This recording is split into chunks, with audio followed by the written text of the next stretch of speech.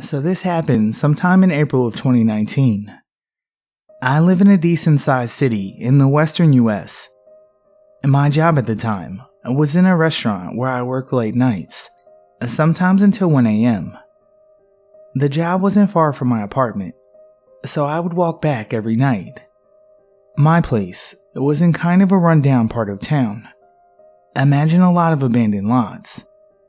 Basically, at that time of night, there would be no one around except people like me who were making their way home. So, I'm walking down the road leading up to my place one night. I'm looking down at my phone, and when I lift my head up, I see these two kids, probably like 40 or 50 feet away. And they were holding hands and walking in my direction. This was odd, because the road is a pretty straight shot.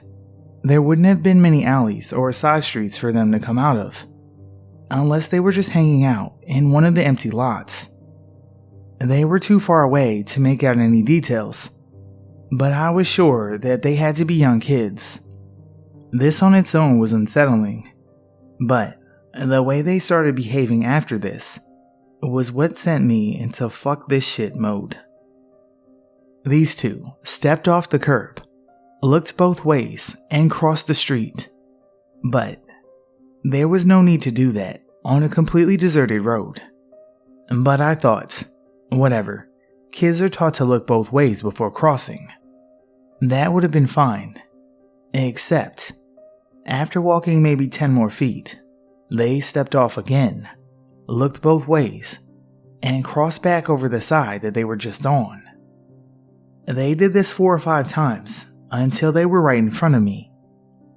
I could tell at this point it was a boy who looked to be about 13 and a girl who looked to be about 9. Their clothing wasn't exactly like other black-eyed kid encounters I've heard, where they're wearing old-timey rags. Instead, they just had these gray pajama-looking things and white shoes with no logo or brand. Now, I'm a pretty big dude. I'm about 6'1", 240 pounds. I've been stopped and fucked with by all kinds of junkies and weirdos, and always thought I could handle myself. Despite all this, I felt terrified of these two little kids. They came up to me, and even though their eyes weren't solid black, their pupils seemed to be very dark, and they almost had a glow to them. They stopped dead in front of me, and the boy said, "We're lost. Our parents must be worried," in a straight monotone voice. You'd think that two lost children in the ghetto at 1 a.m. would be frantic and crying. The girl then chimed in, "We need to use the phone at your house. Our parents must be worried," in the same matter-of-fact way. I told them they could use my cell phone, or I could call the police. They didn't say anything, and the boy just said, "Our parents are worried." I don't know of any other situation where I would leave two kids there defenseless, but something in my gut told me to get the fuck out of there. So I just walked past them. After about a block, I looked back and saw them continuing in the other direction, repeatedly crossing the street again. It was one of the most unsettling things that I've ever experienced.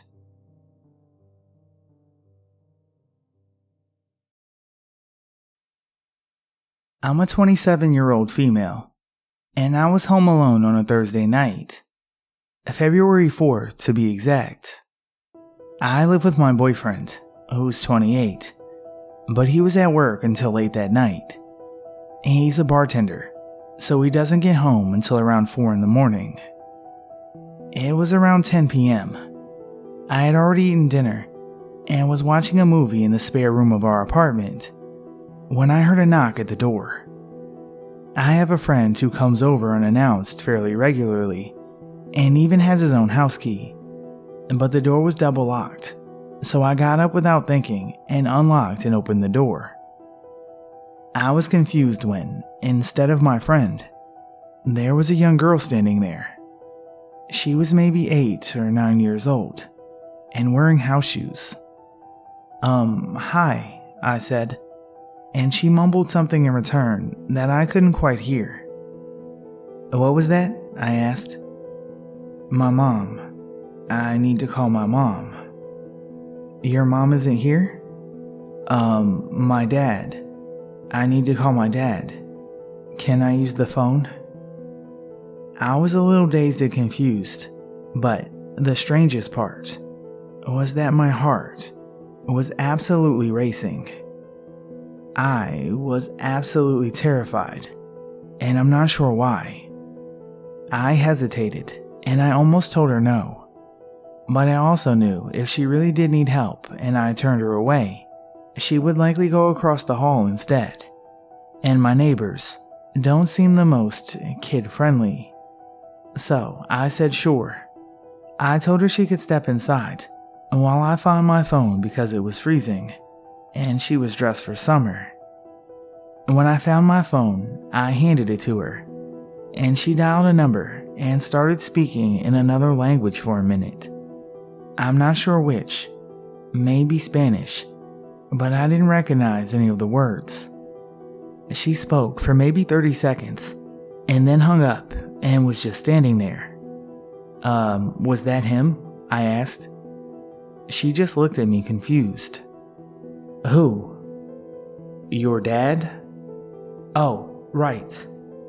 At this point, she was seriously freaking me out, to the point where I just wanted to avoid looking her in the face.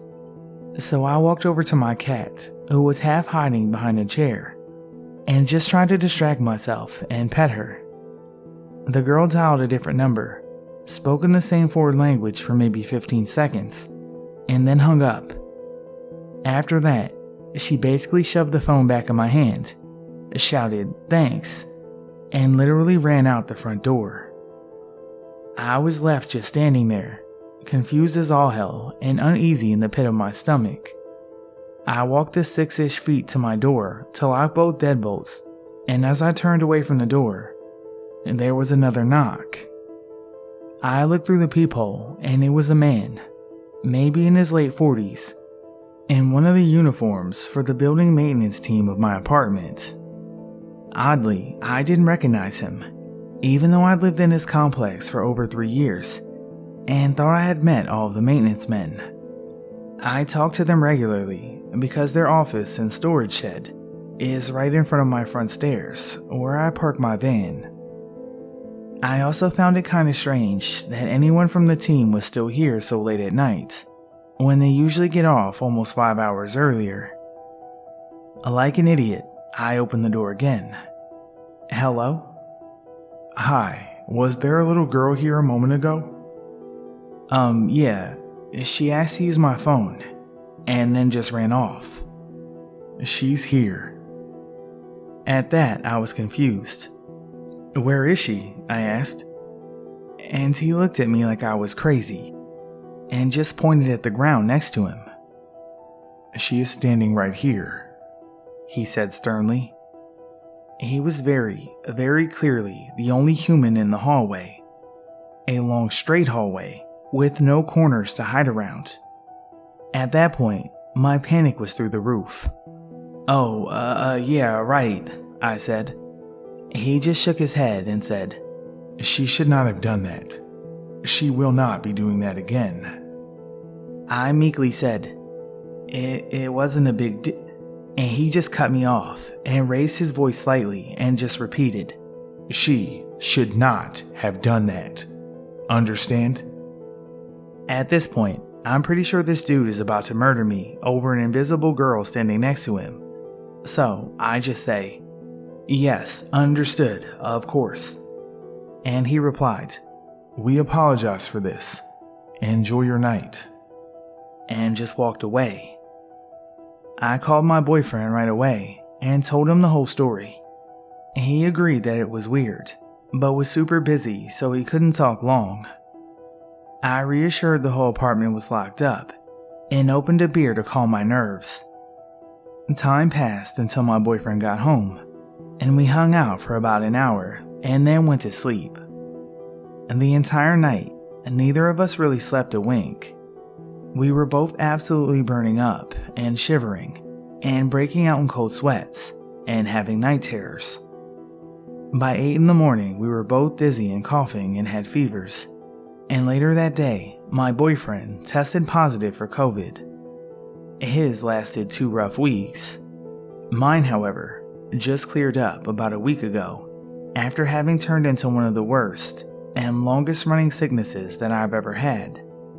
I'm still getting over it and getting my breath back.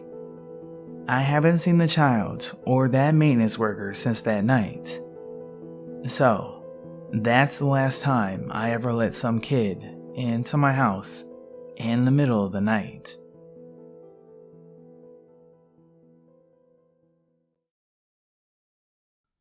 In 2013, I moved with my family to a foreclosed 3-bedroom home on 14 acres, straight up in the middle of nowhere in the Poconos. My father and I noticed very weird things going on the second we moved in, but my mother and sister seemed to not notice these things. Everyone besides me and my dad and my entire family are the "oh, it was the wind" type of people, if you get what I mean. Not going to go into everything that happened there, as it would fall under a different paranormal thread. There is some evidence that the entire area of where the house is located is haunted, as it allegedly sits on a Native American burial ground. Cliché, I know. Now, historically speaking, with actual evidence, people settled here around the old mill area long ago and brutally killed many Indians.